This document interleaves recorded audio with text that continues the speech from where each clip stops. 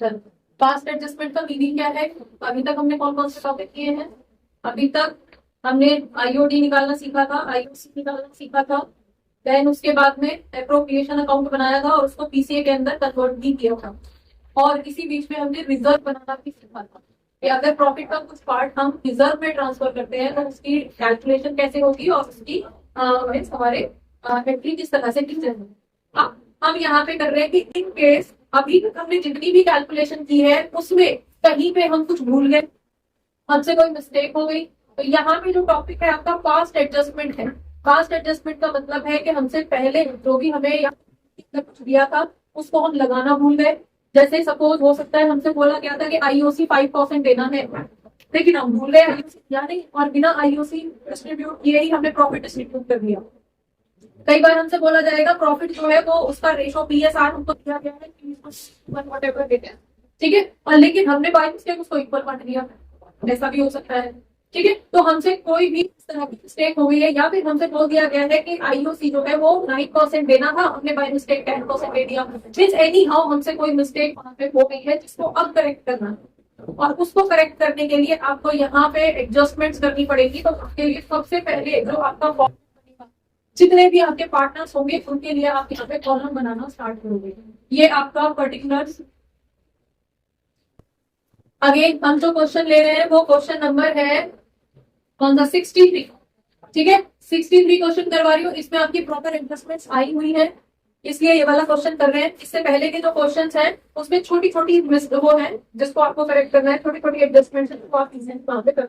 तो अभी आप इस वाले क्वेश्चन को देखिए, उसमें प्रॉपर एडजस्टमेंट आई हुई है और यहाँ पे मिस्टेक किया है। पार्टनर कौन कौन है यहाँ पे? राम, श्याम और मोहन। तो राम का हम ये कॉलम बना लेते हैं, शाम का ये वाला कॉलम बन जाएगा एंड मोहन का आपका ये वाला कॉलम बन जाएगा। तो जितने भी पार्टनर्स रहेंगे उनके आपको कॉलम यहाँ पे बनाने हैं एंड लास्ट कॉलम जो बनेगा वो आपका फर्म का बनेगा। क्लियर हुआ? अब सभी के ही डेबिट और क्रेडिट कॉलम्स आप यहाँ पे मेंशन करोगे। राम का डेबिट, राम का क्रेडिट।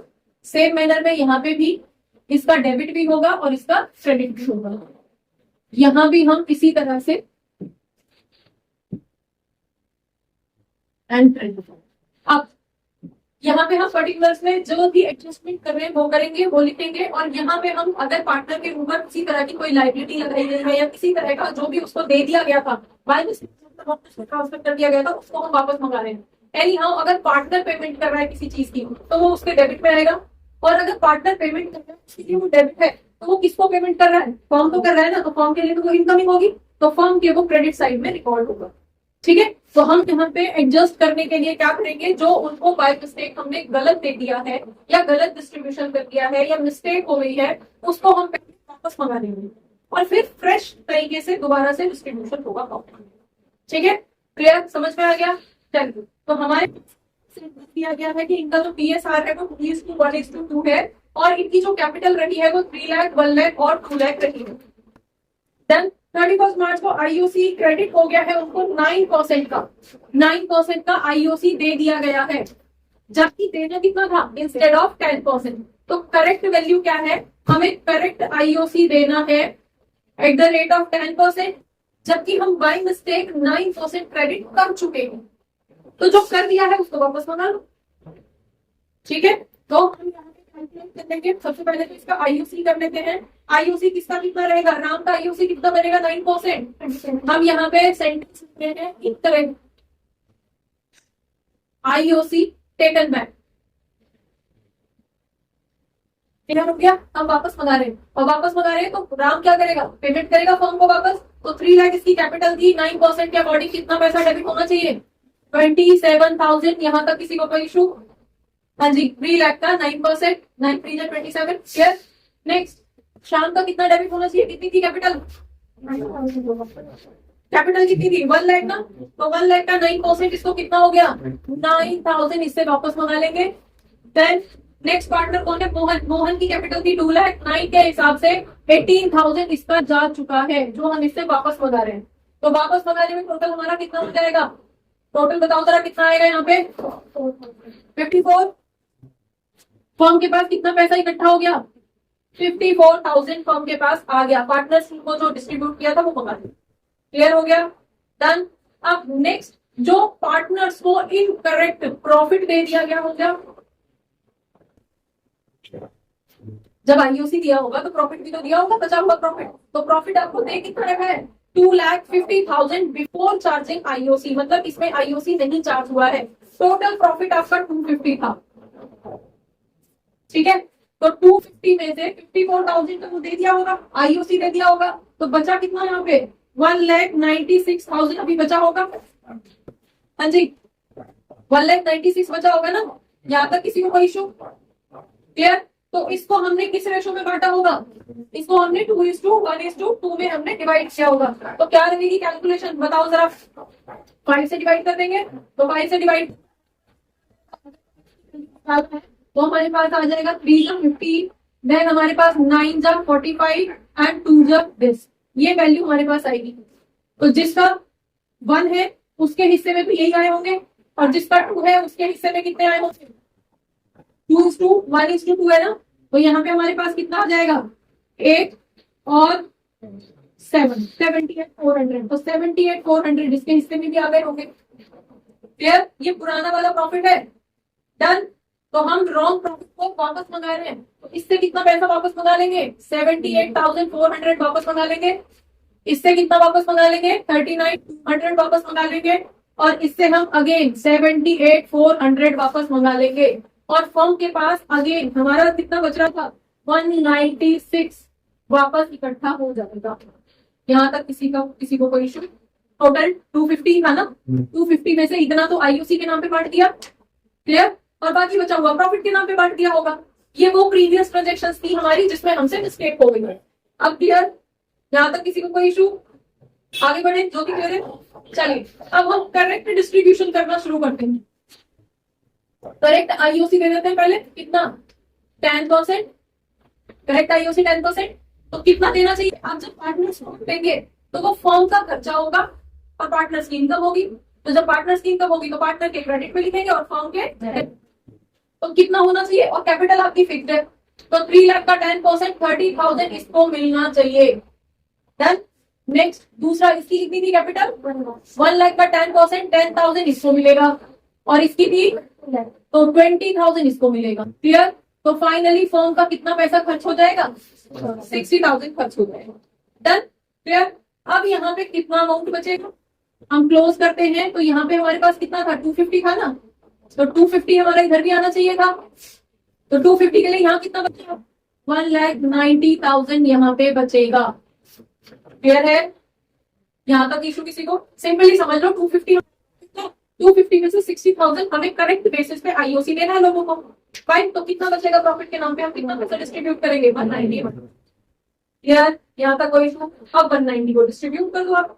तो 190 को जब हम अगेन 5x से करेंगे, x की वैल्यू निकालेंगे 2:1:2, ठीक है? तो डिवाइड करके बता दो जरा कितना आएगा यहाँ पे। 3 जा 5 50, देन 4 बचेगा 8 का। यहाँ तक कोई इशू इसमें? 38,000। तो जिनका रेशो कितना कितना था? अगर हम 2:1:2 करें तो इसका तो 38,000 रहेगा। इनका कितना हो जाएगा डबल इसका? 76। 2 से मल्टीप्लाई करोगे 79 कहां से आएगा? 6 होगा, 16 होगा ना? 2 8 16। तो यहाँ पे कितना हो जाएगा? 76,000 फाइन। तो अब यहाँ पे क्या रहेगा? हम बोलेंगे करेक्ट प्रॉफिट। तो करेक्ट प्रॉफिट के नाम पे इसके पास कितना आना चाहिए? 76,000 आना चाहिए। इसके पास आना चाहिए 38,000 और इसके पास अगेन 76,000 आना चाहिए। क्लियर? तो सबसे पहले तो आपका काम था इसको क्लोज करना, फर्म को क्लोज कर दो। जो आईओसी देना था आईओसी दे दिया और बचे हुए अमाउंट को आपने प्रॉफिट के नाम पे बांट दिया। क्लियर यहाँ तक? डन। तो बाकी बचे हुए प्रॉफिट जो भी अमाउंट बचा था उसको आपने पीएसआर में इन लोगों को डिस्ट्रीब्यूट कर दिया। अभी यहाँ पे सिर्फ आईओसी की मिस्टेक दिखाई दे रही है आपको। आगे चल के हो सकता है क्वेश्चन में आपको सैलरी देने में मिस्टेक कर दी या आईओटी चार्ज करना भूल गए, इस तरह की मिस्टेक्स भी आएंगी, तो उनको भी आपको यहाँ पे ध्यान चाहिए। क्लियर? तो पहले इनकरेक्ट जो चीजें हैं उनको रिवर्स करा लो। अगर आईओटी लेना भूल गए थे तो अब ले लो, और अगर आईओटी लोगे तो वो पार्टनर्स के लिए चार्ज होगा और फर्म के लिए इनकम होगी। राइट? अगर आईओसी देना भूल गए थे तो वो फर्म के लिए इनकम, पार्टनर्स के लिए इनकम थी और फर्म के लिए एक्सपेंडिचर था। तो पार्टनर को इनकम देना भूल गए थे, यार आपने गलत दे दिया, ये देना भूल गए थे तो अब यहाँ पे मेंशन करोगे। तो जो भी मिस्टेक है पहले आप ये समझिए कि मिस्टेक क्या हुई है और फिर उसके अकॉर्डिंग एंट्री करो। क्लियर? फॉर्म का हिसाब क्लियर कर दिया आपने, खत्म। अब कर लो पार्टनर्स को, कर लो पार्टनर्स का। यहाँ पे कितना आ रहा है टोटल कर लो। यहाँ पे तो 96,000 दिखाई दे रहा है और यहाँ पे कितना दिखाई दे रहा है 400, 8, 8, 16, 8, 9। क्लियर? 96,000 इधर देख लेते हैं, इधर दिखाई दे रहा है 48,000। इधर टोटल आपका कितना है 200, 9, 9, 84, 48,200। इधर देख लेते हैं 6,000, 7, 3, 10, 1,06,000। इधर कितना आ रहा है 4, 7, 8, 50, 7, 2, 9 एंड 110। ठीक है भाई, क्लियर है? सबका आपने टोटल कर लिया है, डन। अब आप देखो किसका कहाँ ज्यादा है और कितना ज्यादा है। जैसे अगर हम राम का देख रहे हैं तो राम का कहाँ पे ज्यादा है, ये वाला या ये वाला? ये वाला वैल्यू ज्यादा है तो कौन सी है ये? क्रेडिट वैल्यू ज्यादा है। डन।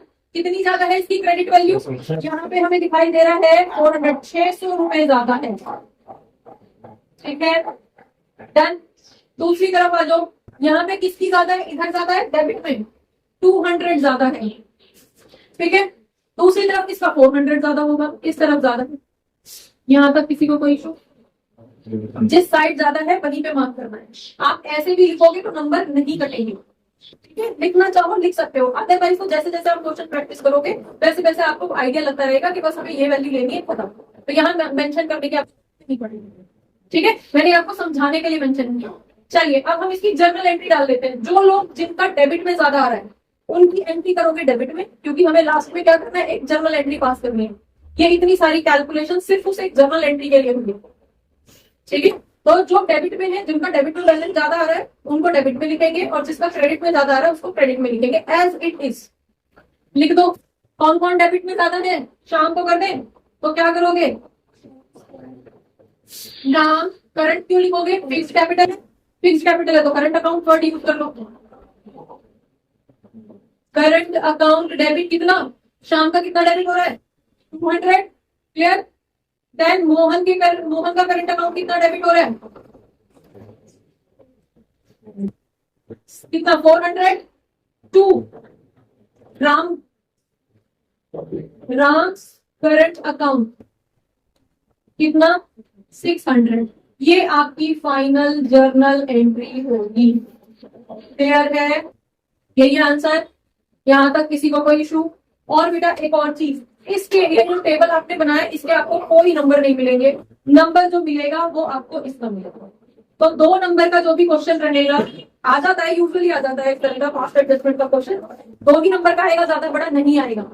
ठीक है, तो अगर वो क्वेश्चन, अगर आपने ये वाली एंट्री डेबिट और क्रेडिट में या इधर उधर मिस्टेक कर दी तो फिर पूरा क्वेश्चन गलत हो जाएगा। बहुत सिंपल है, बस जो मिस्टेक हो गई है उसको वापस मंगा लो या जो देना भूल गए थे उसको अब दे दो और बची हुई में से प्रॉफिट मार्क करो। बस इतना सा आपका क्वेश्चन है। कई बार आपको स्कूल में एक वर्टिकल मेथड से भी करवा दिया जाता है, उसमें बच्चे यूजुअली कंफ्यूज करते हैं। ठीक है, तो आपके स्कूल में अगर उस मेथड से करवाया जाता है और आपको समझ आ जाता है वो मेथड, तो कोई प्रॉब्लम नहीं। बाकी मुझे आज तक इतने सालों से करा रही हूँ, मुझे इस मेथड से सिंपल लगता नहीं है कि वो मेथड आपको, तो अननेसेसरी किसी और मेथड में कंफ्यूज होने से बेटर है कि आप इस मेथड को समझ लो। इसमें कुछ है ही नहीं, जो गलत दिया उसको करेक्ट कर लो और फिर सही तरीके से डिस्ट्रीब्यूशन कर लो।